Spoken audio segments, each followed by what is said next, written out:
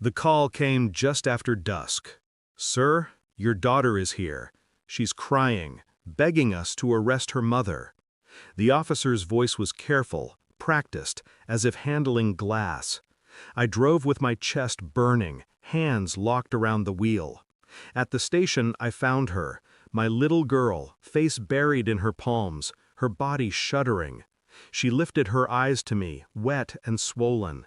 "Dad, I'm sorry, but I couldn't take it anymore." Her words were soft, but they cut like razors. I pulled her close. She clung to me as though I was the last thing keeping her from vanishing altogether.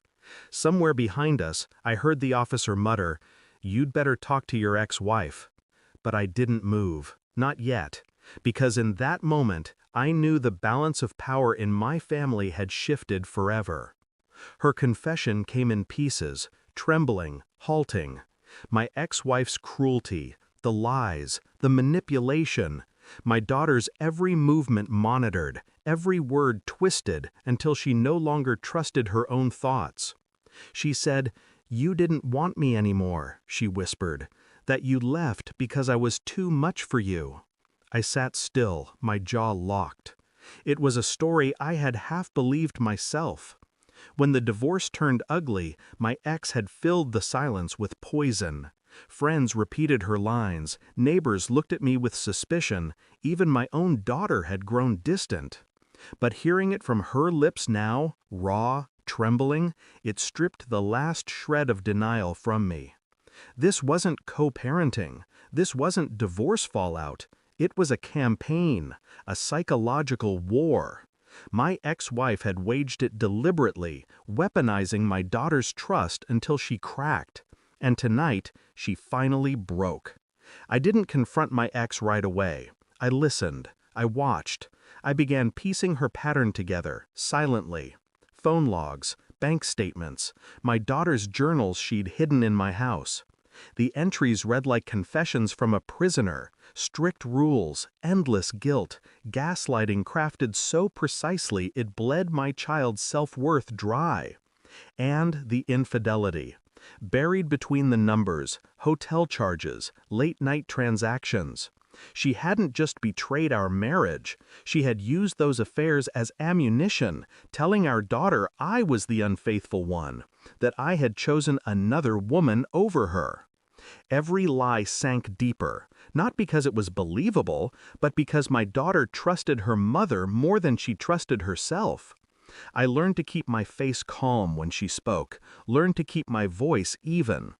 On the surface, I was the stable parent, the patient listener, but inside, I sharpened the blade of truth, slowly, carefully, because once I showed it, there would be no undoing. The evidence arrived like a verdict, screenshots, emails, photos. Her affairs sprawled across the timeline of our marriage like a cancer. Worse, messages to my daughter, blaming me for sins that were hers. I spread the files across my dining table, one by one, like cards in a game she'd already lost. When she arrived to pick up our daughter, I said nothing. I only slid the folder toward her. She flipped it open.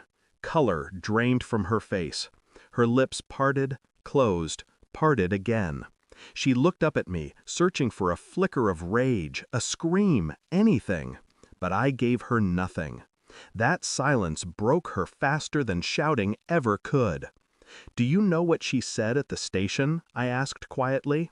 Her eyes flickered. She begged them to arrest you. The words hung heavy.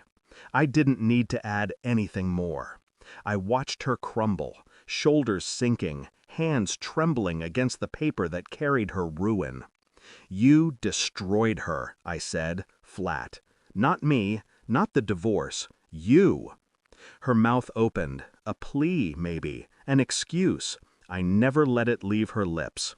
I took my daughter's hand and walked away, leaving her with her own reflection, shattered, undeniable. Later that night, my daughter slept in the next room, her breathing steady for the first time in years. I sat alone in the dark, the house silent.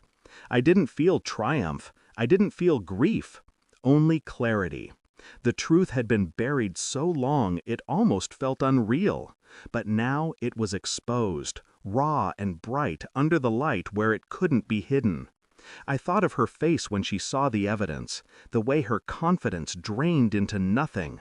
That was enough. She would live with her ruin. My daughter would live with me. And I, finally, could live without her shadow.